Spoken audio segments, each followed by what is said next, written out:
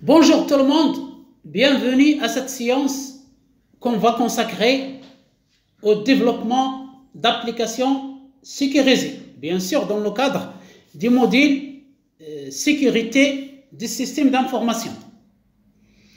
Le développement d'applications sécurisées est un processus essentiel pour garantir que les applications, les programmes, les logiciels que nous développons,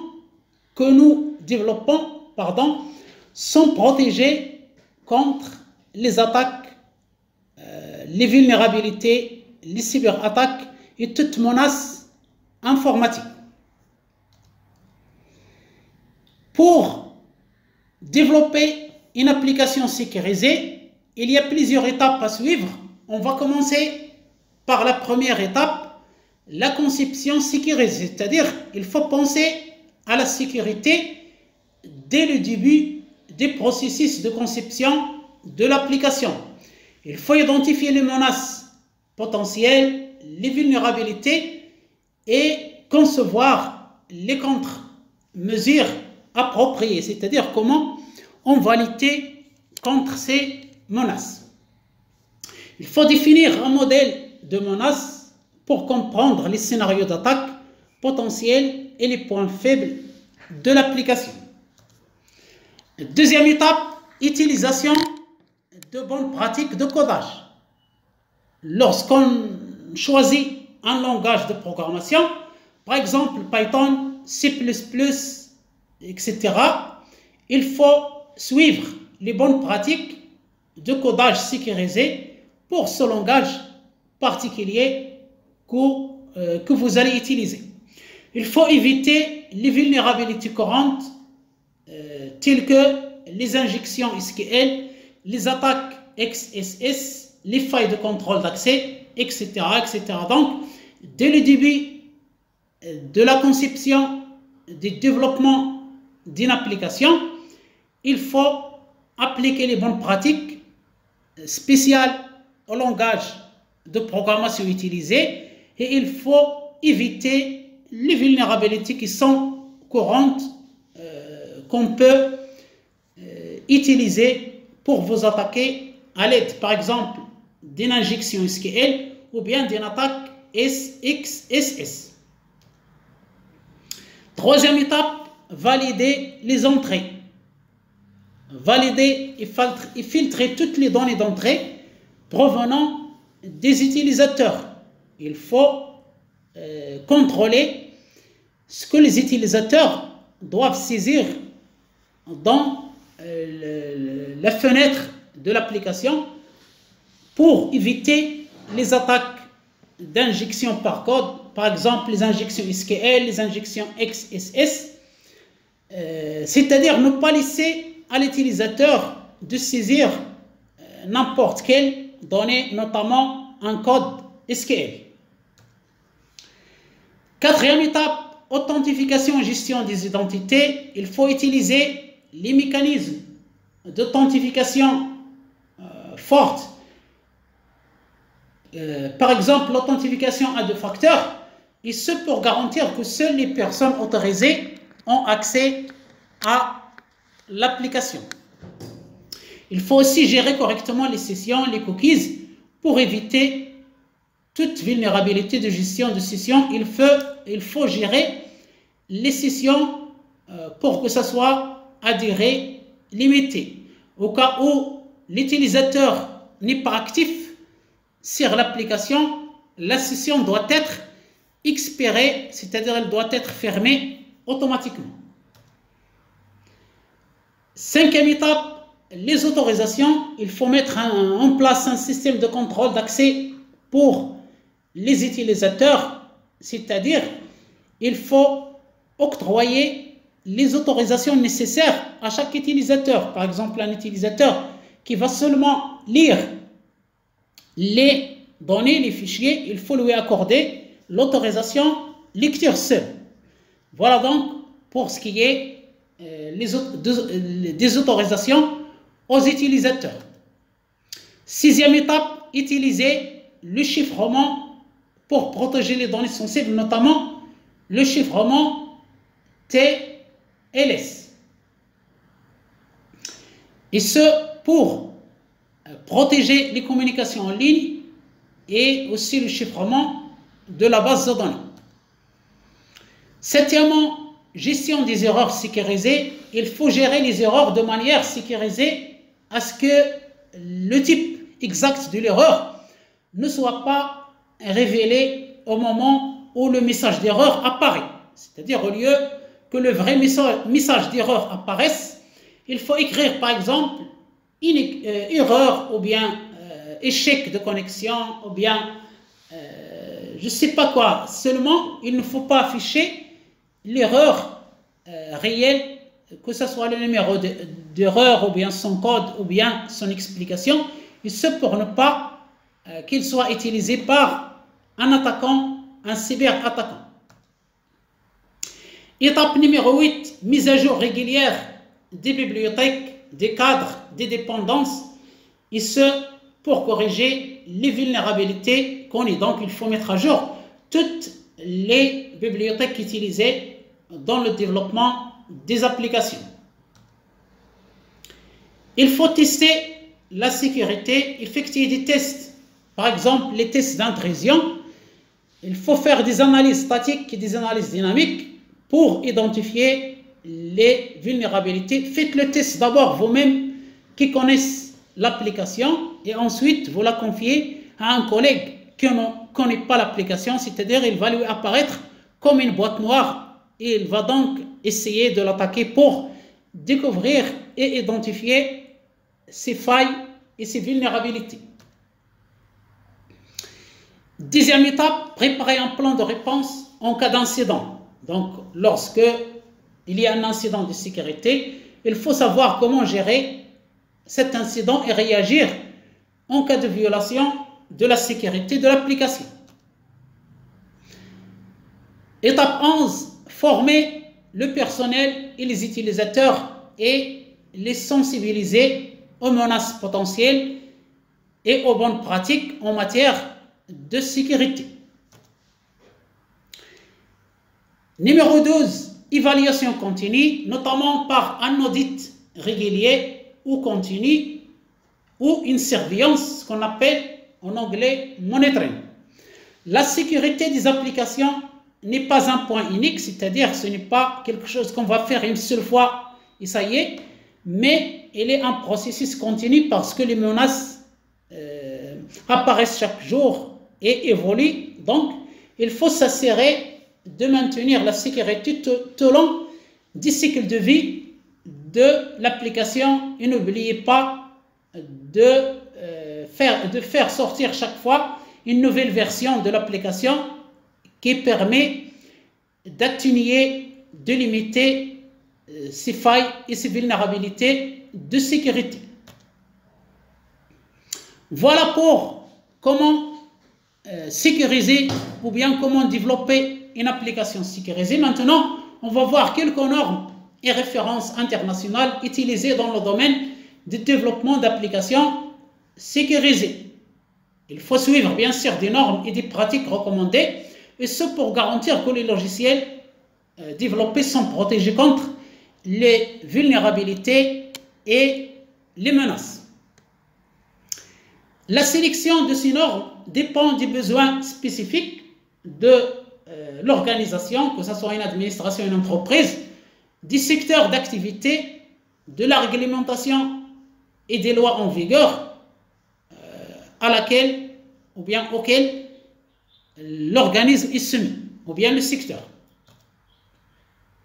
Le respect de ces normes va certainement contribuer à renforcer la sécurité des applications développées et à réduire les risques de violation de données et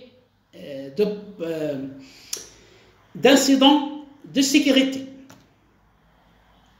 Première norme, la norme OWASP Top 10, l'Open Web Application Security Project, qui publie régulièrement une liste des principales vulnérabilités de sécurité des applications web. Cette liste est un guide pour les développeurs et les équipes de sécurité pour identifier et corriger les vulnérabilités les plus courantes. Deuxième référence, OWASP, Application Security Verification Standard, qui est un ensemble de normes et de contrôles de sécurité pour le développement des applications. Il fournit une base solide pour évaluer la sécurité d'une application tout au long de son cycle de vie. Norme ISO 27001, c'est une norme internationale qui définit un système de gestion de la sécurité de l'information. Il permet de mettre en œuvre, maintenir et améliorer la sécurité de l'information contenue dans le système d'information de l'organisme. NIST SP 853, National Institute of Standards and Technology, aux États-Unis, qui publie des recommandations pour la sécurité de l'information. La norme ISO 27034, qui fournit les directives pour l'ingénierie de la sécurité des applications. C'est une norme très importante pour vous qui développent les applications, donc il faut la consulter. Il couvre l'ensemble des cycles de vie de développement des applications et met l'accent sur la gestion des risques. Secure Software Development Lifecycle, CERT, Secure Coding Standard, qui appartient à l'université Carnegie Mellon et qui publie des normes de codage sécurisé pour plusieurs langages de programmation. NIST Cyber Security Framework, qui fournit un ensemble de meilleures pratiques pour améliorer la cybersécurité des organisations, y compris bien sûr le développement des applications sécurisées dont nous parlons dans cette séance. Building Security in Maturity Model, qui est un modèle de maturité qui mesure la maturité des pratiques de sécurité des organisations en matière de développement des applications. CIS, Center for Internet Security Controls, qui publie un ensemble de contrôles de sécurité qui peuvent être appliqués pour améliorer la sécurité des applications et des systèmes. Voilà donc pour les étapes à suivre pour développer une application sécurisée, les différentes normes et références internationales qu'il faut appliquer pour assurer la sécurité lorsque nous développons des logiciels, des applications, des programmes. Maintenant, on va parler de l'obfuscation du code source, c'est-à-dire en arabe, at-tashwish, c'est-à-dire compliquer délibérément le code de manière à le rendre difficile. Nous développons une application à l'aide d'un code et ce code doit être rendu difficile, voire impossible à comprendre pour l'homme. Bien sûr, la machine va le comprendre. Voilà. Il ne faut pas affecter le résultat du programme, mais seulement le rendre plus difficile à manipuler pour empêcher qu'il soit volé ou bien manipulé. Il faut sécuriser les informations précieuses sur la fonction de ce code. Ce n'est pas du cryptage, ce n'est pas de la cryptographie dont nous avons parlé lors d'une séance précédente. L'obscurcissement ne rend pas les données intelligibles que pour les humains. C'est-à-dire la machine, il va lire les données, il va lire le code.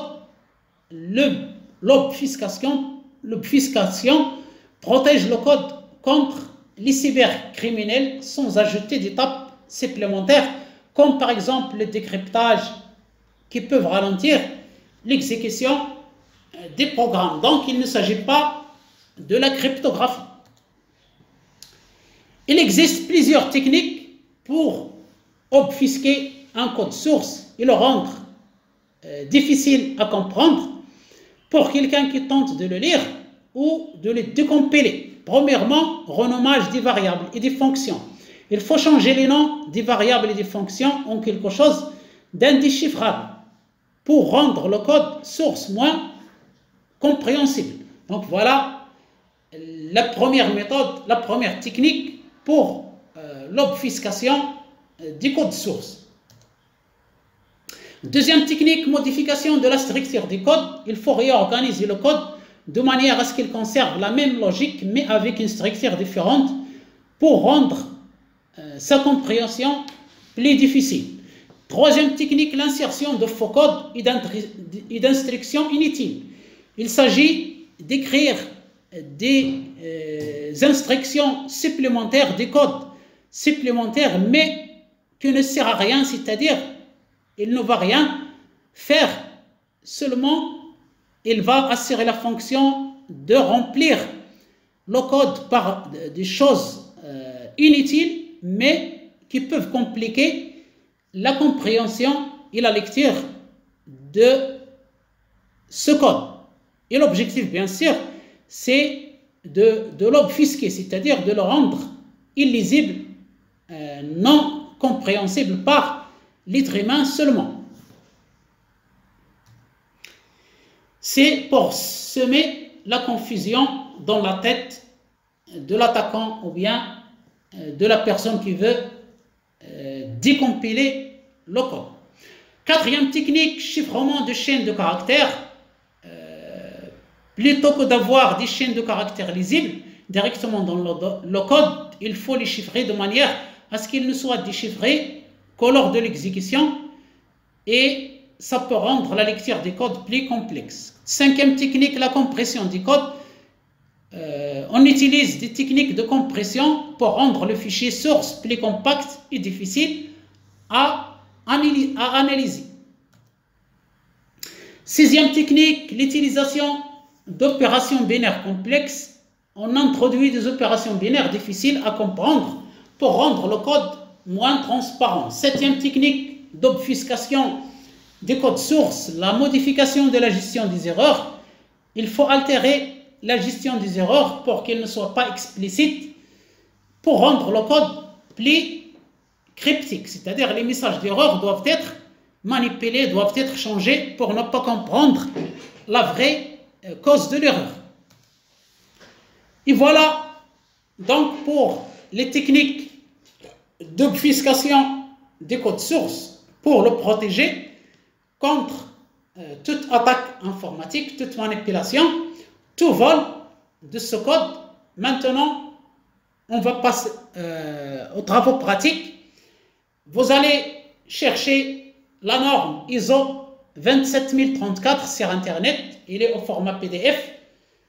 Par exemple, cette édition de 2018, et vous pouvez l'étudier et voir comment sécuriser une application lors de son développement. Part 3, Application Security Management Process, c'est-à-dire comment développer des applications sécurisées, processus de gestion de la sécurité d'une application. Voilà, c'est la fin du module sécurité des systèmes d'information. Je vous remercie infiniment. Je vous souhaite une excellente journée et merci infiniment encore pour votre attention.